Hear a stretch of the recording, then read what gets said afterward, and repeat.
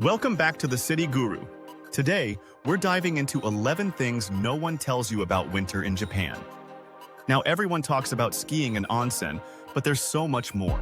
From seeing Mount Fuji at its best to surprising winter festivals and unique ways to stay warm, Japan's winter has a ton of hidden gems no one talks about.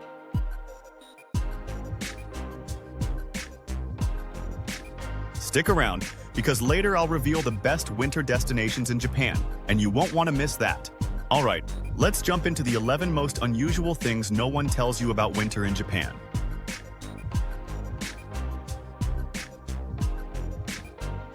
Let's start with some of the best places to visit during Japan's winter season. And I'm not just talking about ski resorts. Japan's winter landscapes offer stunning views, and you don't need to hit the slopes to appreciate them. One of my favorite winter day trips is Gala-Yuzawa, just under 2 hours from Tokyo by bullet train. Even if skiing isn't your thing, you can enjoy sightseeing lifts that take you up the mountain to a 900-meter-high observation deck. The panoramic views of snow-covered peaks are absolutely breathtaking. Gala-Yuzawa is also perfect for first-time visitors who want to experience the snow without committing to skiing. If you're after something more traditional, Shirakawa-go is an absolute must. This UNESCO World Heritage Village, nestled in the Japanese Alps, is famous for its charming Gashozukuri farmhouses, which look incredible under a blanket of snow.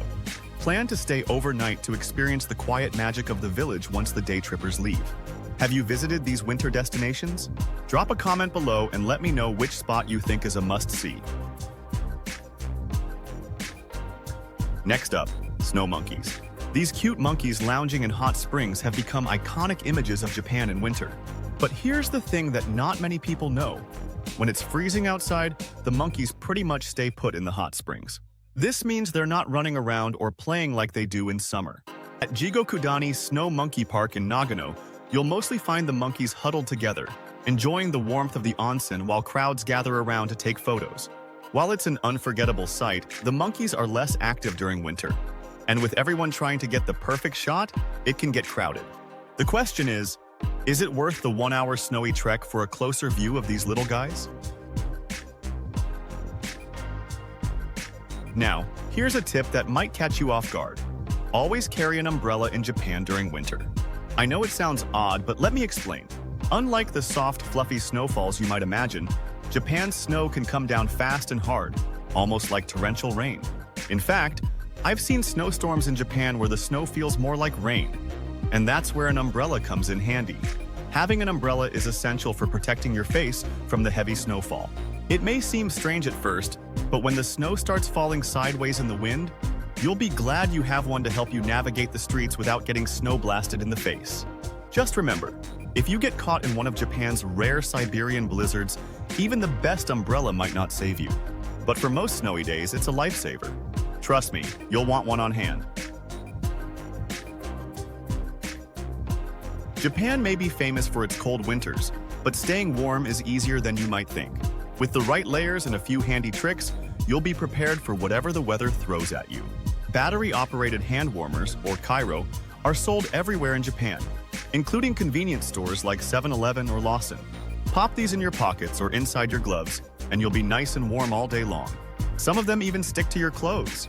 And here's something unique to Japan: heated vending machines. These vending machines dispense warm drinks and even soups. Whenever you're feeling cold, just find one of these machines, grab a hot drink, and warm yourself up from the inside. Plus, there's always the option of ducking into a ramen shop for a bowl of steaming noodles or enjoying a hot cup of sake. Do you have any personal tricks for staying warm during winter travel? One of the biggest surprises about winter in Japan is just how dry the air can be. Coming from a warmer climate, I wasn't prepared for how quickly the cold, dry air would affect me. The constant shift between freezing outdoor air and heated indoor spaces dries out your skin fast. If you're not careful, your face and hands will start to flake, and you might even get nosebleeds from the lack of humidity. Yes, nosebleeds. My top tip? Pack your favorite moisturizer, especially for your face and hands. I found that aloe vera gel works wonders for rehydrating after a long day of exploring in the cold. And be sure to keep some tissues handy, just in case your nose gets a little too dry.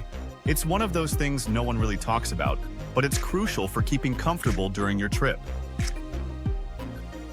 Not into skiing or snowboarding? Don't worry, Japan offers plenty of ways to enjoy the snow without hitting the slopes. One of the great things about winter in Japan is that you can still experience stunning snowy landscapes without strapping on skis or a snowboard. Kyoto's Ninenzaka and Sanenzaka streets are especially beautiful in the snow. These historic streets, lined with traditional wooden houses, transform into a winter wonderland when dusted with snow, and you can spend hours wandering through the narrow lanes, enjoying the peaceful atmosphere. In Takayama, you'll find ancient streets that feel like stepping back in time. Here, snow-covered rooftops add to the beauty of the preserved Edo-era town. It's an incredible spot for photographers looking to capture the essence of traditional Japan under a fresh layer of snow. And if you're near a snow resort like Gala Yuzawa, some places offer sightseeing lifts and snowshoeing trails, allowing you to enjoy the beauty of winter without having to hit the slopes. What about you? Would you prefer skiing or exploring these picturesque winter scenes? Let me know in the comments. Even though Japan is famous for its snow, not all cities are prepared to handle heavy snowstorms. While places like Hokkaido or the Japanese Alps are equipped to deal with winter conditions, southern cities like Kyoto and Kobe can struggle when hit by unexpected snowfall. During one of my trips to Kyoto, a snowstorm hit, and it quickly became clear that the city wasn't ready for it. Buses without snow chains slid across the icy streets, cars struggled to get through intersections, and even walking became a challenge on the slick sidewalks. It was honestly a little chaotic. So, if you're visiting Japan during a snowstorm, expect delays and give yourself extra time to get around the city. Sometimes, the best option is to explore the city on foot or take public transportation. Just be prepared for possible cancellations or delays. Have you ever been caught in a snowstorm in Japan? Let me know what your experience was like. For those of you who are into skiing or snowboarding, here's something you'll love. Japan's famous powder snow, known as Japao, is some of the best in the world. Thanks to cold air coming in from Siberia, Japan gets light, dry, and fluffy snow that is perfect for winter sports. Places like Niseko in Hokkaido and Hakuba in Nagano are world-renowned for their powder conditions. Even experienced skiers who have been to places like Switzerland or the Rockies say that Japan's powder is unique. The low moisture content makes the snow feel weightless, and it's a dream to ski on. If you're a winter sports enthusiast, you'll definitely want to check out these resorts. And even if you're a beginner, the views alone make it worth the trip.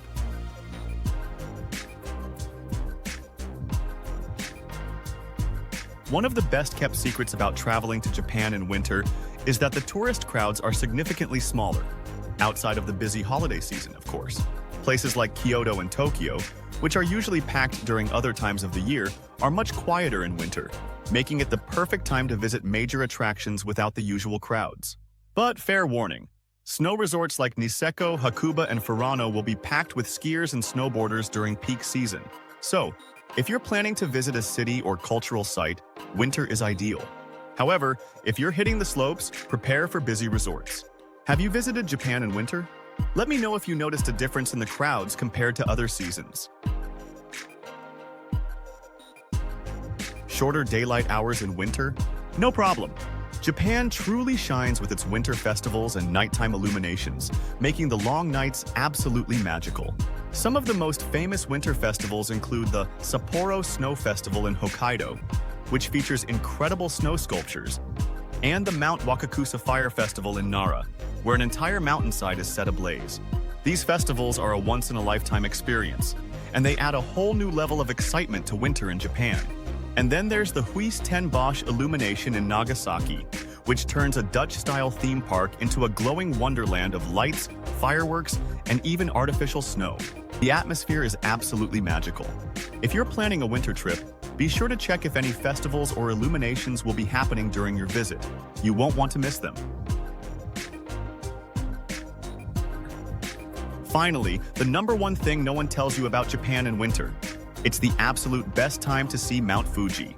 With clear, crisp skies and less cloud cover, winter offers the highest chance of catching that perfect view of Japan's most famous mountain. Mount Fuji is notoriously shy and often hidden behind clouds for most of the year. But in winter, your chances of seeing it in all its glory are much higher. For the best view, head to the Fuji Five Lakes region, or take a day trip from Tokyo to increase your chances of seeing this iconic landmark. After several trips to Japan, I can say that the best view of Mount Fuji I ever had was during winter.